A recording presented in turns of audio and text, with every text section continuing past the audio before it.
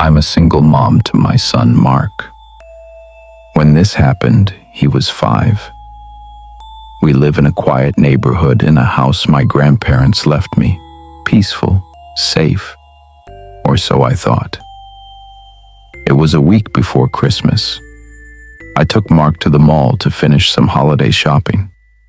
After hours of running around, I treated him to McDonald's, burgers, fries, the whole thing.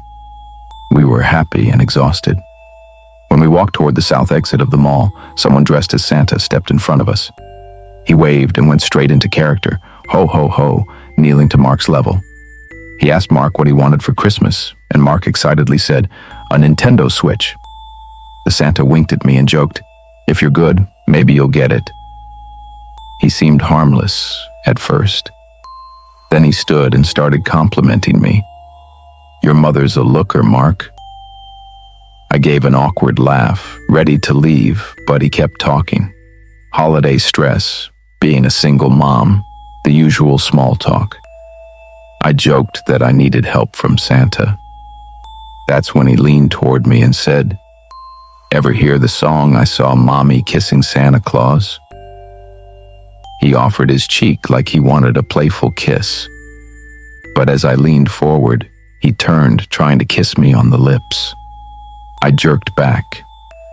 There was nothing jolly in his laugh after that, just something off. I grabbed Mark's hand and walked away. He called out, "Merry Christmas," in a voice that made my skin crawl. Driving out of the parking lot, I noticed Santa was gone. I thought nothing of it. Big mistake. When we got home, we settled in to watch a Christmas movie. Suddenly, the doorbell. It was late. I wasn't expecting anyone. I called out through the door, "Who is it?" A man answered, "It's Santa." My stomach dropped. I said, "If you're the mall Santa, go away or I'm calling the police." He replied, calm and casual, "You dropped something from your bag. I just want to return it." I didn't open the door. I demanded he leave. He stayed quiet. I called the mall's management office to report him. Their answer? They didn't hire any mall Santas. Whoever he wasn't supposed to be there. I closed every curtain and went into the kitchen. When I lifted the blinds, darkness stared back. Then, ho, ho, ho, right outside the window. I called the police immediately. They came, took a report, patrolled the neighborhood. I felt safer, for a little while. A few nights later, same time, same silence afterward. I turned off the TV, grabbed Mark, and stayed upstairs until morning. When I opened the front door the next day, there was a note taped to it. Printed, neat, intentional. It said, "I'm sure you know who this is. I didn't mean to scare you. You and your son are adorable, and I'd love to be part of your family. I already know where you live. Now I just need your number." He signed it, Ted, along with his phone number. I didn't hesitate. I photographed the note and called the police again. This time they traced the number. A detective later told me, "He won't be contacting you anymore. If he does, call us." I never saw him again, but every Christmas when I hear ho ho ho, I still check the windows.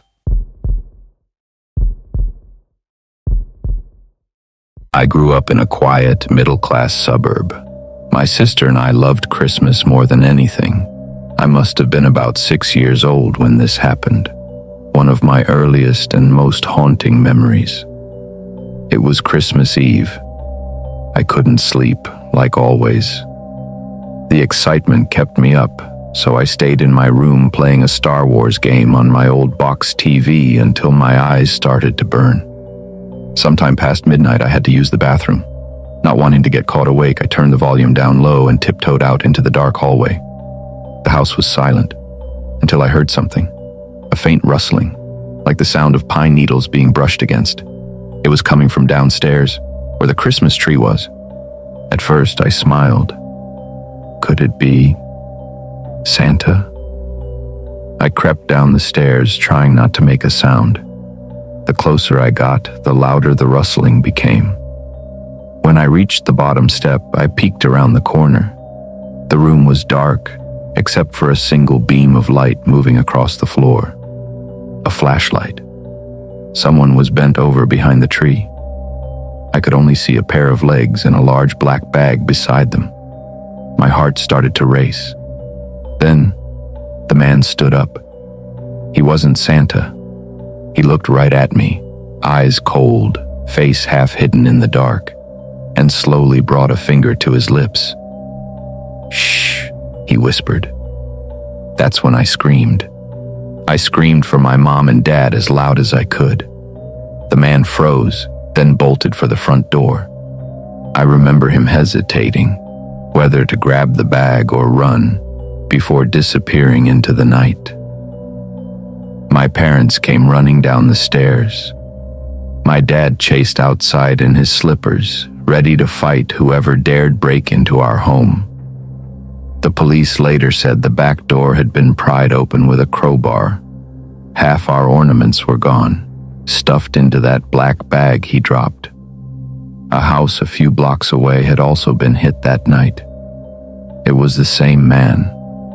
I don't remember much from being 6, but that night, the man's whisper, his shadow, and the sound of the tree rustling, I'll never forget it.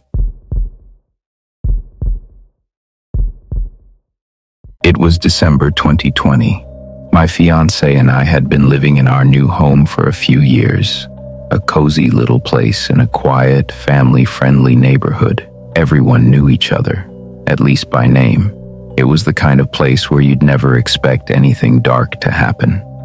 Our next-door neighbor, Paul, was a man in his 40s, quiet, polite, always kept to himself. We'd exchange small talk now and then, but nothing more. I never really knew what he did for work, and honestly, I never thought much about it. One week, I noticed Paul's car hadn't moved from his driveway. His blinds were always closed, but that wasn't unusual. Still, something about it felt off.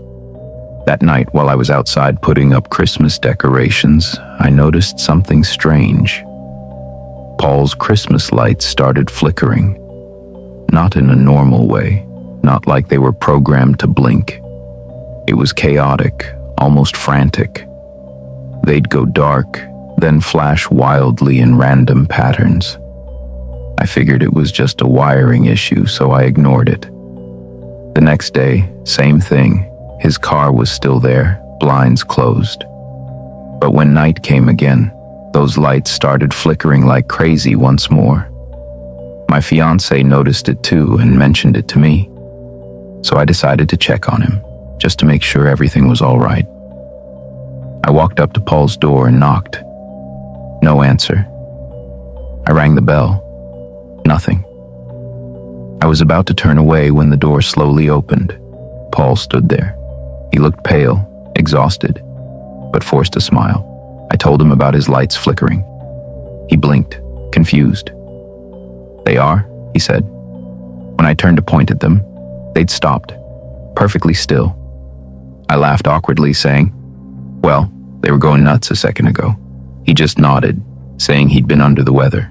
Something about his tone made my stomach twist. There was a tension in the air I couldn't explain, and then I heard it. A faint sound from inside the house. Muffled. It sounded like a child, crying, screaming for help.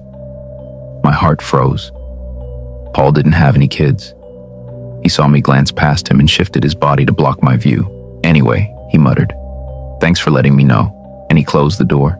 I stood there for a second, pulse pounding, before running back to my house. I told my fiancé exactly what I heard and said, "Call the police, now." The officers showed up not long after and knocked on Paul's door. When there was no response, they entered. We waited from our window, both terrified and curious. Then, we saw them escorting someone out, a small boy, wrapped in a blanket. He looked terrified, weak, but alive. Turns out, Paul had kidnapped that child from another town and locked him in his basement for 4 days. The boy was smart. He'd found a way to connect to the Christmas light wiring from the basement, flickering them on and off to signal for help. That's what we'd been seeing every night. Those lights weren't broken. They were an SOS. I still get chills thinking about it. If I hadn't gone over that night, if I hadn't knocked, that boy might never have been found. Paul was arrested, and the boy was reunited with his family. Our quiet neighborhood hasn't felt the same since. Every time I see Christmas lights now, I can't help but remember, behind any bright, cheerful home, there could be something terrifyingly dark hiding in plain sight. Have you experienced something strange, creepy, or again unexplainable? Share your story with us. Send your real-life encounters and we'll bring them to life on this channel.